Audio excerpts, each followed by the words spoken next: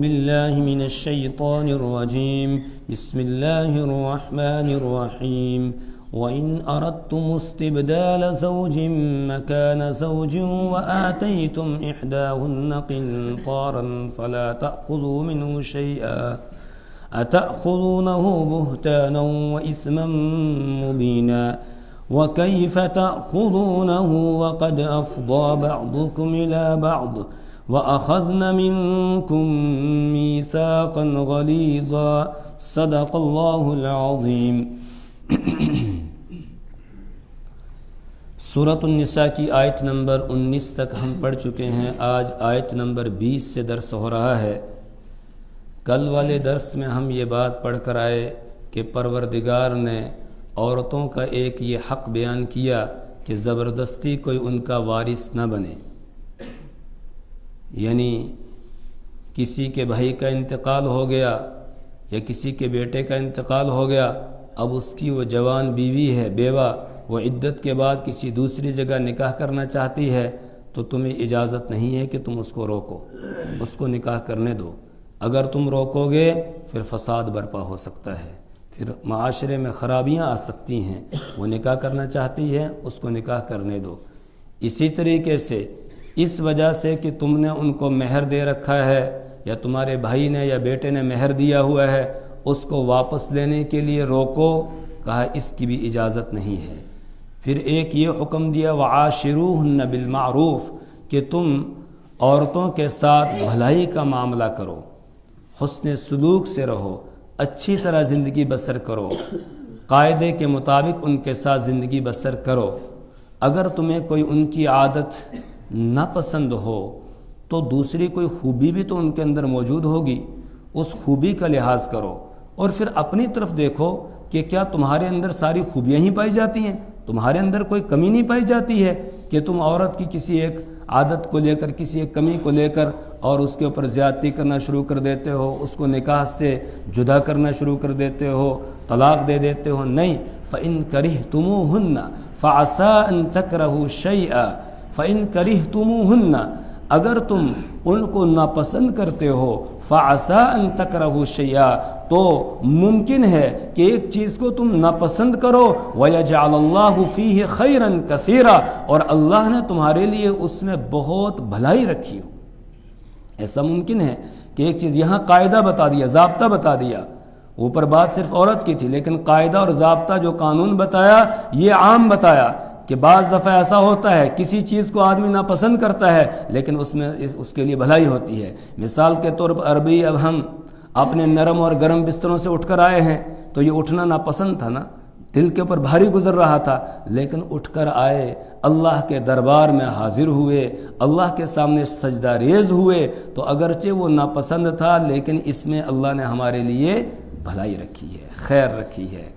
اسی طرح صبح اٹھ کر ٹھنڈے پانی سے وضو کرنا، آدمی اس کو ناپسند کرتا ہے، نفس اس کو ناپسند کرتا ہے، جی نہیں چاہتا ہے، لیکن آدمی پھر بھی ٹھنڈے پانی سے جب وضو کرتا ہے اور وضو کر کے اللہ کے سامنے آ کر سجدہ ریز ہوتا ہے، اس میں اس کے لیے خیر ہی خیر ہے، بھلائی ہی بھلائی ہے، اور اللہ کے یہاں اس کے گناہ بھی معاف ہوتے ہیں، درجات بھی اس کے ذریعے سے بلند ہوتے ہیں۔ تو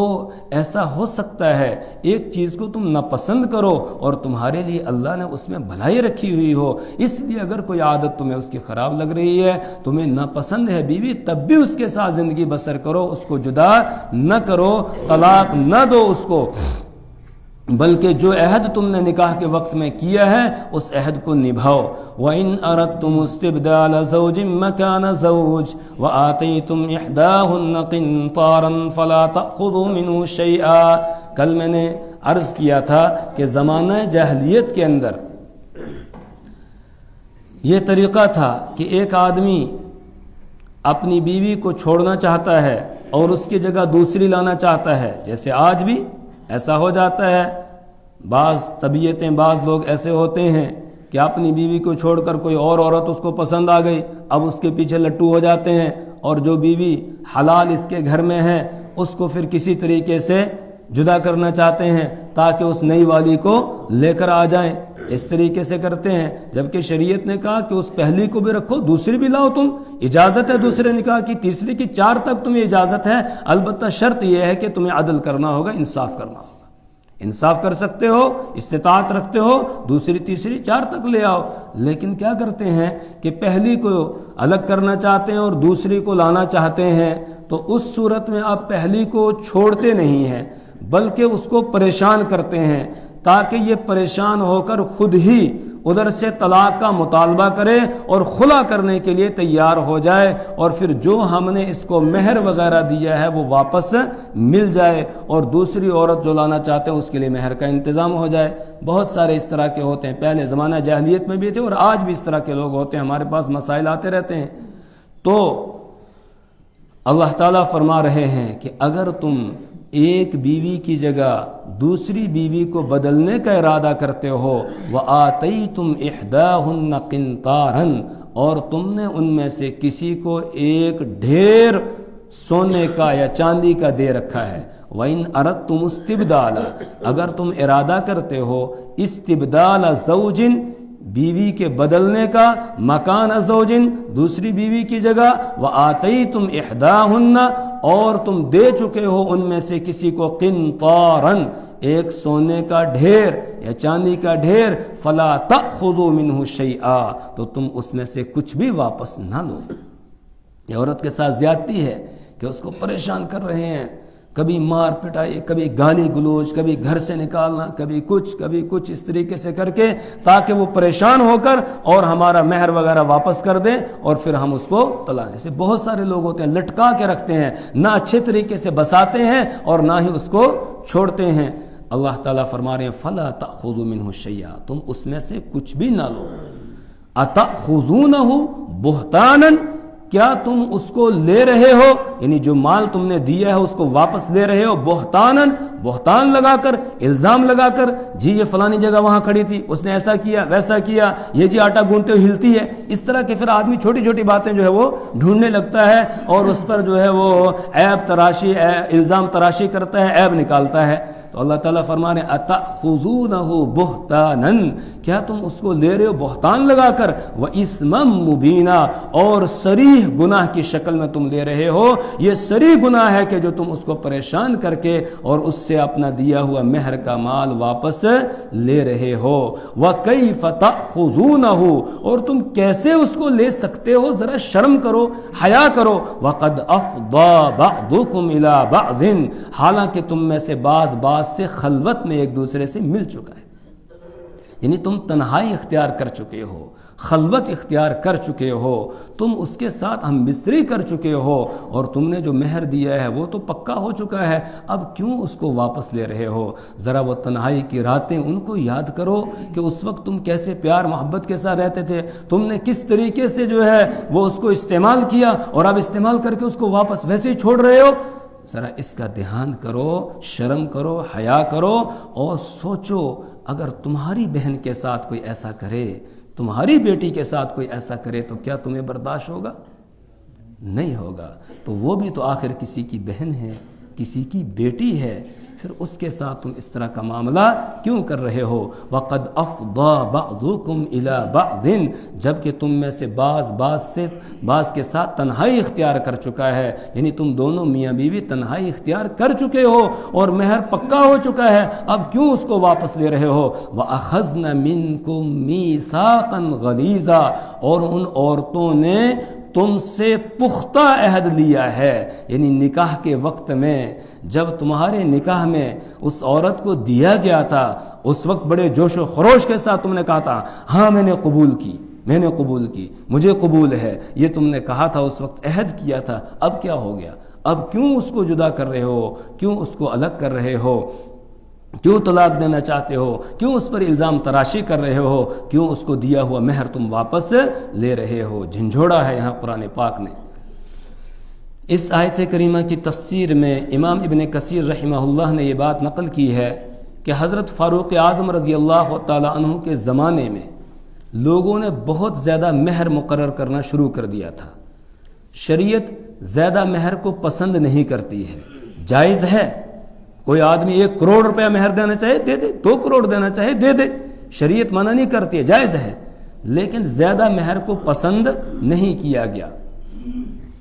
تو حضرت فاروق اعظم رضی اللہ تعالیٰ عنہ کے زمانے میں لوگوں نے بہت زیادہ مہر مقرر کرنا شروع کر دیا عورتوں کا۔ حضرت فاروق اعظم رضی اللہ تعالیٰ عنہ کے ذہن میں یہ بات آئی کہ مہر کی کوئی مقدار مقرر کر دینی چاہیے کہ اس سے زیادہ لوگ مقرر نہ کریں۔ کیوں؟ اس لیے کہ بہت زیادہ مہر مقرر کرنے لگے ہیں، پھر بعد میں بعض ادا کرتے ہیں، بعض ادا بھی نہیں کرتے ہیں، وہ ان کے ذمے قرضہ رہ جاتا ہے، اس سے لوگ گنہگار ہوتے ہیں، تو کوئی ایک مقدار مقرر کر دی جائے۔ تو حضرت فاروق اعظم رضی اللہ تعالیٰ عنہ نے خطبہ دیا، اور خطبے میں یہ کہا کہ لوگوں تم نے بہت زیادہ مہر مقرر کرنا شروع کر دیے ہیں، اگر زیادہ مہر مقرر کرنا یہ کوئی عزت کی بات ہوتی یا کوئی تقوی کی بات ہوتی تو پھر رسول پاک صلی اللہ علیہ وسلم اپنی بیویوں کا بہت زیادہ مہر مقرر کرتے، اپنی بیٹیوں کا بہت زیادہ مہر مقرر کرتے، لیکن رسول پاک صلی اللہ علیہ وسلم نے تو صرف 400 دراہم وہ مہر مقرر کیا ہے، تو لہٰذا ہمیں بھی زیادہ مہر مقرر نہیں کرنا چاہیے، میں چاہتا ہوں کہ کوئی ایک مقدار مقرر کر دی جائے۔ حضرت فاروق اعظم رضی اللہ تعالیٰ عنہ نے جب یہ بات بیان کی، ایک بوڑھی عورت اپنے چہرے پہ کپڑا ڈالے ہوئے کھڑی ہوئی، چونکہ مسجد نبوی میں عورتیں بھی آتی تھی نماز پڑھنے کے لیے، کھڑی ہوئی اور کہنے لگی کہ امیر المؤمنین یؤتین اللہ و تحرمنا، اللہ تو ہمیں دلا رہا ہے اور آپ ہمیں محروم کر رہے ہو، اللہ ہمیں دلا رہا ہے زیادہ مال، زیادہ مہر، اور آپ ہمیں محروم کر رہے ہو۔ حضرت فاروق اعظم رضی اللہ تعالیٰ عنہ نے فرمایا کہ یہ بات تمہیں کہاں سے ملی ہے، کہاں سے تم یہ کہہ رہی ہو یہ بات کہ اللہ ہمیں زیادہ دلا رہا ہے اور آپ ہمیں محروم کر رہے ہو؟ تو اس عورت نے کہا اللہ تعالیٰ نے قرآن میں بیان کیا ہے، اور اس کے بعد یہ آیت کریمہ پڑھی وَآتَيْتُمْ إِحْدَاهُنَّ قِنْطَارًا، کہ تم ان میں سے کسی کو یعنی کسی عورت کو دے چکے ہو ڈھیر سارا مال۔ تو کہا ڈھیر سارا مال تو بہت ہوتا ہے، تو قنطار کے معنی تو ڈھیر ہے، تو ڈھیر دے چکے ہو سونے کا اور چاندی کا۔ حضرت فاروق اعظم رضی اللہ تعالی عنہ نے جب اس عورت کی یہ بات سنی، اپنا سر جھکا لیا اور اپنے آپ کو خطاب کر کے کہنے لگے کل الناس افقہ منک یا عمر، عمر سارے لوگ تو اس سے زیادہ سمجھدار ہیں، حتیٰ کہ اس امت کی عورتیں بھی تو اس سے زیادہ قرآن کو جاننے والی ہیں۔ یہ بات کہی، پھر وہ جو حد مقرر کرنا چاہتے تھے وہ مقرر نہیں کی، حالانکہ شریعت ناپسند کرتی تھی، بات ٹھیک تھی حضرت فاروق اعظم رضی اللہ تعالیٰ عنہ کی، لیکن جب اس عورت کی بات قرآن کی آیت اس نے پیش کر دی تو پھر فاروق اعظم رضی اللہ تعالیٰ عنہ کی تواضع دیکھیے کہ ایک دم جواب دے سکتے تھے، اس کو کہہ سکتے تھے کہ رسول پاک صلی اللہ علیہ وسلم نے تو اتنا ہی مقرر کیا، فلاں نے اتنا مقرر کیا، اس سے زیادہ مقرر نہیں کیا، میری اور آپ کی بیٹی حضرت فاطمہ الزہرا رضی اللہ تعالی عنہا سے بڑھ کر نہیں ہو سکتی ہے، ان کا جب اتنا مہر مقرر کیا ہے تو ہم کیوں اس سے زیادہ مقرر کریں، کہہ سکتے تھے، لیکن یہ تواضع تھی حضرت فاروق اعظم رضی اللہ عنہ کی، ایک دم اپنی گردن کو جھکا لیا اور کہنے لگے کل الناس افقہ منک یا عمر، عمر سارے لوگ تو اس سے زیادہ قرآن کو جاننے والے ہیں، یہاں تک کہ عورتیں بھی تو اس سے قرآن کو زیادہ جانتی ہیں۔ اس کے بعد پھر کوئی مقدار متعین نہیں کی۔ آج بھی ہمارے معاشرے کے اندر لوگ بہت سارا مہر مقرر کرتے ہیں، پھر دیتے بھی نہیں ہیں، یا تو دیں، اپنی حیثیت کے مطابق آدمی کو دینا چاہیے جتنی حیثیت ہو۔ بعض لوگ کیا کرتے ہیں، مہر مقرر کرتے ہیں جی مہر فاطمی، اور شادی میں خرچہ کرتے ہیں 15 لاکھ 20 لاکھ 25 لاکھ 50 لاکھ تک، بلکہ کروڑ تک خرچہ کر جاتے ہیں، اور مہر وہی جی مہر سنت کے مطابق۔ اگر مہر سنت کے مطابق ہے تو باقی کام بھی تو پھر سنت کے مطابق ہونا چاہیے، یہی کیوں جو ہے تم کو سنت یاد آ رہی ہے۔ اور پھر یہ بھی یاد رکھنا چاہیے رسول پاک صلی اللہ علیہ وسلم کے زمانے میں چاندی کا ریٹ اور سونے کا ریٹ، اس میں 1 دینار اور 10 درہم یہ برابر ہوتے تھے، یعنی 200 درہم اور 7.5 تولہ سونا، ان کا ریٹ برابر تھا۔ 52.5 تولہ چاندی اور 7.5 تولہ سونا، ان کا ریٹ دونوں کا برابر تھا، تو 400 درہم کا مطلب ہو گیا 15 تولے سونا، 400 درہم کا مطلب ہو گیا 15 تولے سونا۔ تو اب چاندی سستی ہو گئی ہے، اب ہم چاندی کا اعتبار کرتے ہیں اور اس طرف ذہن نہیں جاتا ہے۔ اگر سنتی پر عمل کرنا ہے تو پھر ادھر بھی تو سوچو،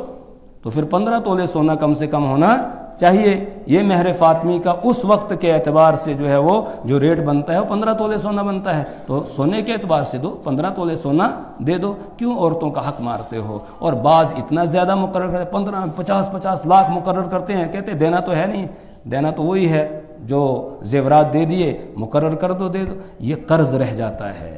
اور اس کی قیامت کے دن پوچھ ہوگی۔ جب تک آدمی ادا نہیں کرے گا یا بیوی معاف نہیں کرے گی تب تک یہ جنت میں نہیں جا سکتا ہے۔ اس لیے اپنی حیثیت کے مطابق، جتنی آدمی کی حیثیت ہو اس حیثیت کے مطابق آدمی کو مہر مقرر کرنا چاہیے، جتنا آدمی دے سکتا ہے۔ قرضہ ورضہ لینے کی بھی ہمیں ضرورت نہیں ہے، لون لینے کی، بعض لوگ لون لیتے ہیں اور اس میں تو ڈبل گناہ ہو جاتا ہے، ادھر سے اس میں سود دینا پڑتا ہے۔ جتنی حیثیت اس کے مطابق آدمی مقرر کرے۔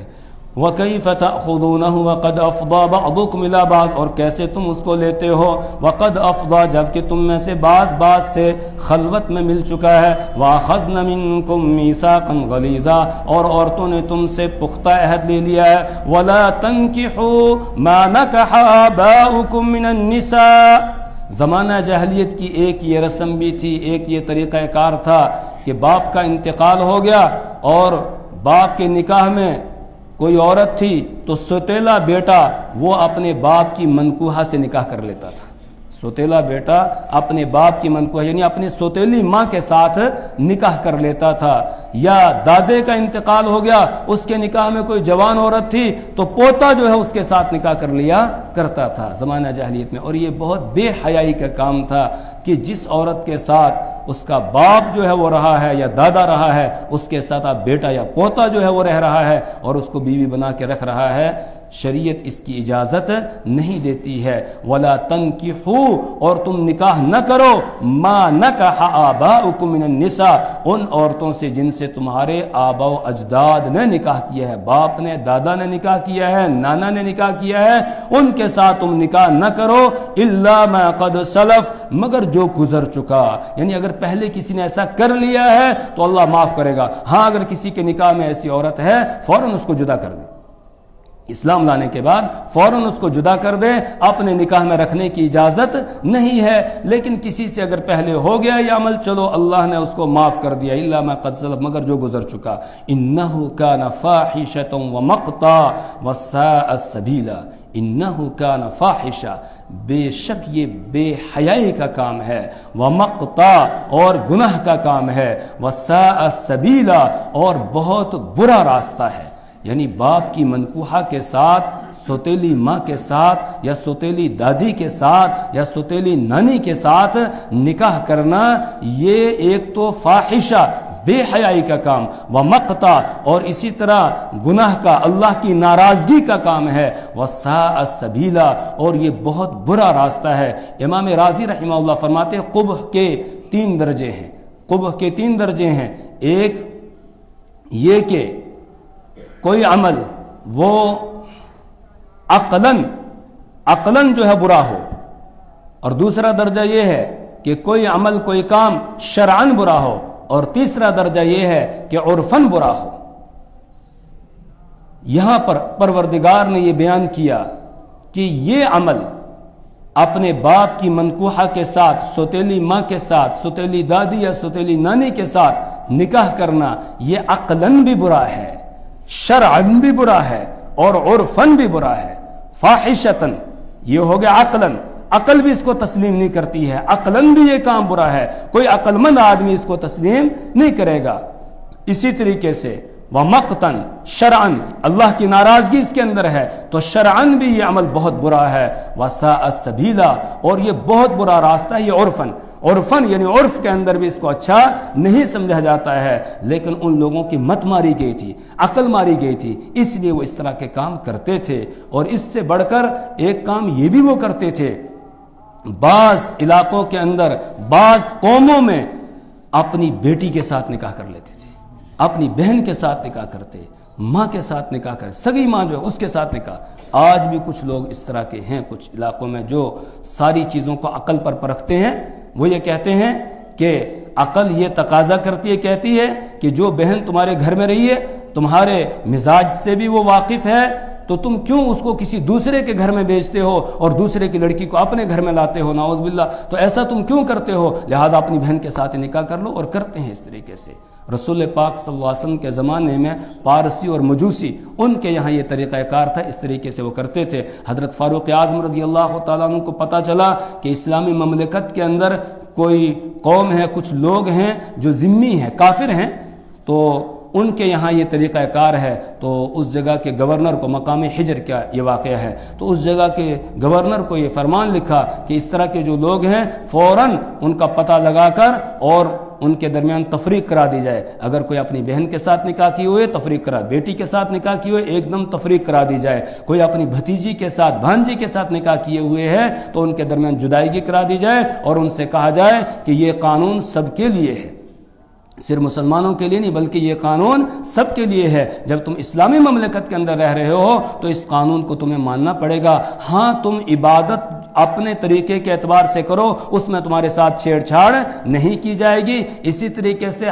جو کھانے پینے کی چیزیں حلال اور حرام، تو اس میں جو تمہارا مذہب ہے اس کے مطابق تم عمل کرو۔ شراب تمہارے لیے جائز ہے، خنزیر تمہارے لیے ٹھیک ہے، بکری کی طرح ہے، وہ تم کھاؤ، اس پر ہم پابندی نہیں لگاتے ہیں۔ لیکن جہاں تک یہ معاملات کا تعلق ہے یا حدود ہے یا سزائیں ہیں، اس میں تم اور مسلمان برابر ہو۔ تم میں سے کوئی گڑبڑ کرے گا، جو سزا مسلمان کو لگے گی وہ تم کو بھی لگے گی، اور اسی طریقے سے معاملات میں جو مسلمان کے لیے درست ہے تمہارے لیے درست، جو مسلمان کے لیے ناجائز تمہارے لیے بھی ناجائز ہے۔ تو یہ اس طرح کا نکاح تمہارے لیے درست نہیں ہے، ان کے درمیان تفریق کرا دی جائے۔ تو اس سے بڑھ کر یہ عمل تھا کہ بہن کے ساتھ، بیٹی کے ساتھ نکاح کر لیتے تھے۔ اس لیے قرآن پاک نے اگلی آیت کے اندر کھول کر بیان کیا کہ کن کن عورتوں کے ساتھ نکاح ہو سکتا ہے، کن کے ساتھ نکاح نہیں ہو سکتا ہے۔ محرمات کو بیان کیا کہ کن کن عورتوں کے ساتھ تمہارا نکاح نہیں ہو سکتا ہے۔